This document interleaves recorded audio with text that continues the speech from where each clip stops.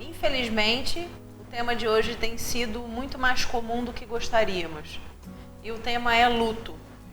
E o texto que nós vamos abordar, o primeiro texto está em Eclesiastes 3, versículo 11. Tudo fez formoso em seu tempo, também pôs na mente do homem a ideia de eternidade, se bem que este não possa descobrir a obra que Deus fez desde o princípio até o fim. Nesse primeiro texto, a gente entende por que a gente sofre tanto por causa das perdas. Nós fomos criados com a eternidade dentro dos nossos corações. O pecado frustra esse propósito e Deus restaura esse propósito de eternidade por meio de Cristo. Mas nós não perdemos a nossa humanidade por conta disso, por isso sofremos. E o luto deve ser vivenciado com profundidade e com lágrimas. Deve-se chorar, deve-se lamentar, deve-se sentir. O enterro existe para aqueles que estão vivos, para que eles possam vivenciar aquele momento de dor e resolver aquele momento de dor.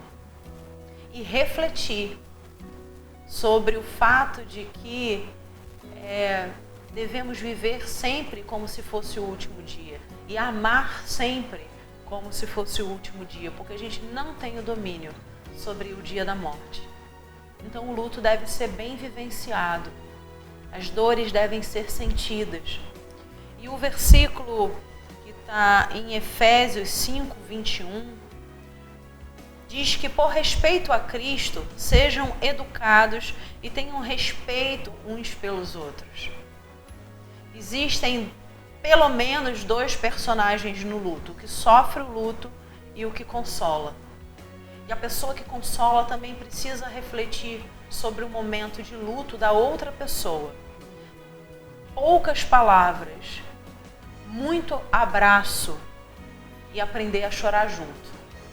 Nós devíamos falar menos e emitir menos opiniões ou nenhuma opinião sobre coisas que desconhecemos. O momento da morte e da prestação de contas é algo pessoal entre o homem e Deus. E quem permanece vivo nunca deveria discutir sobre isso. Nunca deveria discutir sobre isso. Então, quando você for lidar com uma pessoa de luto, chore junto, abrace e poupe as palavras. Porque no momento de dor, somente o nosso ombro serve de apoio.